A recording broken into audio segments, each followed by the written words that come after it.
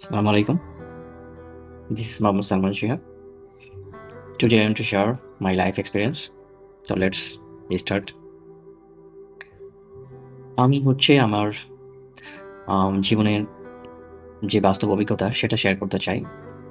Share করার কারণটা হচ্ছে যে আমি যে সমস্যাগুলো ফেস করেছি, আমি চাই না আমার ভালোবাসার যেই প্রিয় মানুষগুলো আছে তারাও এই ধরনের সমস্যাগুলো ফেস করুক।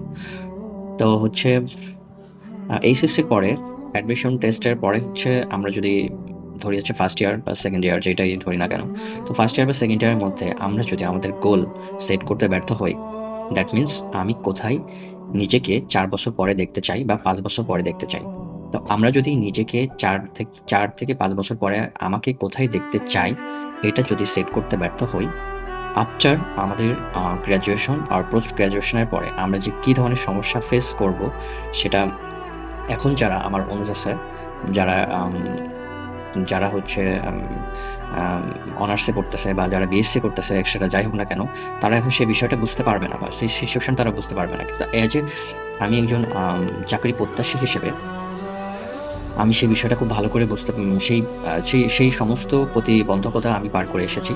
তো সেদিক থেকে আমি আসলে বলতেই পারি যে হচ্ছে কী ধরনের সমস্যাগুলো ফেস করতে হয়। তো হচ্ছে এট ফার্স্ট আমাদেরকে আমাদের গোল সেট আপ করতে হবে ফার্স্ট ইয়ার অথবা সেকেন্ড ইয়ারের মধ্যে, যে আমি দেশের মধ্যে থাকবো না দেশের বাইরে যাব। তো কেউ যদি তার দেশের বাইরে যাওয়ার সিদ্ধান্ত নেয়, তো তাকে সেইভাবেই প্রস্তুতি নিতে হবে দেশের বাইরে যাওয়ার জন্য।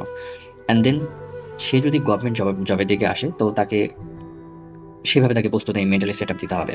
অ্যান্ড দেন সে যদি কর্পোরেটের দিকে যেতে চায়, তো সেদিকে তাকে সেভাবে নিজেকে গ্রো আপ করতে হবে। তো তিনটা তিনটা দিকের যে কোনো একটা দিকে তাকে চুজ করতে হবে। অর আফটার অল তাকে হচ্ছে আম, যদি সে সেট করতে ব্যর্থ হয় তার গোল, তার অনার্স লাইফে যদি সে সেট করতে ব্যর্থ হয়, তাহলে তাকে আফটার গ্র্যাজুয়েশন তাকে বিভিন্ন ধরনের সমস্যার মধ্যে যেতে হবে। একবার সে উভয় আম, সংকটের মধ্যে পড়বে, কারণ অনেক সময় সে হচ্ছে মনে করবে হয়তো আমি বাইরে যাওয়ার আমার জন্য ভালো হবে, আবার মনে করবে গভর্নমেন্ট জবের দিকে যাই, আবার দুইটার দিকে অনেক সময় থাকবে, একবার গভর্নমেন্ট জবের প্রিপারেশন নেবে, আবার বাইরে যাবে। এক কথায় এটা তার জন্য একটা আত্মঘাতী আম সিদ্ধান্ত তখন হবে, বা হচ্ছে মানে এমন একটা অবস্থা দাঁড়াবে যে হচ্ছে কোনো দিকেই সে খুব একটা কিছু করতে সে সময় ঠিকমতো পারবে না। তো আমি আমার কথা যদি বলি, তো আমি হচ্ছে সবসময়ই চাইতাম যে হচ্ছে গভর্নমেন্ট জবের দিকে থাকতে। কিন্তু তারপরেও আসলে একটানা কোনো কিছু ধৈর্য ধরে থাকা এটা খুব টাফ বিষয়। মাঝখানে আমি হচ্ছে একটা বিজনেস করতে গিয়েছিলাম 2019-এর পরে, মানে করোনা যখন শুরু হয় তার কিছু পরে আমি হচ্ছে চাইলাম যে এরকম একটা পরিস্থিতি তাতে আমি একটা বিজনেস করতে পারি। তো আমি তখন আমার পড়াশোনা বন্ধ হয়ে রইছে। কোথায় ভার্সিটিতে বন্ধ। তো দ্যাটস ওয়াই আমি বাসায় গিয়ে একটা বিজনেস স্টার্ট করলাম। সেখানে প্রায় ১.৫ বছর আমি টাইম স্পেন্ড করেছি। বাট আমি আমার বিজনেসে ধৈর্য ধারণ করে থাকতে পারি নাই। আমি সেটা কুইট করছি। কুইট করার পরে আমি চিন্তা করলাম যে হচ্ছে তারপরে আবার গভর্নমেন্ট জবের প্রিপারেশন শুরু করলাম। দ্যাট মিনস মানে আমার মাস্টার্সের এক্সাম শুরু হয়ে যাচ্ছিল। দ্যাটস ওয়াই আমি আবার ওইদিকে পড়াশোনা শুরু করলাম। মাস্টার্সের পরে আমি হচ্ছে আবার গভর্নমেন্ট জবের জন্য প্রিপারেশন নিলাম। তো গভর্নমেন্ট জবের প্রিপারেশন নিতে আমি হচ্ছে ৪৫ বিসিএস চলে আসলো। ৪৫ বিসিএস দিলাম। দেন ৪৫ বিসিএস দেওয়ার পরই আমি ঢাকাতে মুভ করলাম। তো ঢাকাতে মুভ করার পরে দেন আমি আবার ডিসাইড করলাম যে আমি বাইরে যাবো। তাহলে চিন্তা করে দেখুন যে আমি আমার সিদ্ধান্ত কতবার চেঞ্জ করতে হয়েছে আমাকে।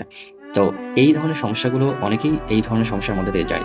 তো আমি চাই না যে আপনারা এই ধরনের সমস্যাগুলোর মধ্যে দিয়ে যান। তো যারা হচ্ছে এখন বর্তমানে ফ্রেশার্স অথবা যারা হচ্ছে রানিং অনার্স করতেছেন বা বিএসসি এক্সেট্রা বা যে যাই করেন না কেন, তো আপনাদের এখন সময় আপনারা কোন দিকে যাবেন। তো এটা যদি এখন ডিসাইড করতে আপনারা ব্যর্থ হন, তাহলে দিন শেষে আপনাকে এর ফল ভোগ করতে হবে, যেমন আমি সেম জিনিস ভোগ করেছি।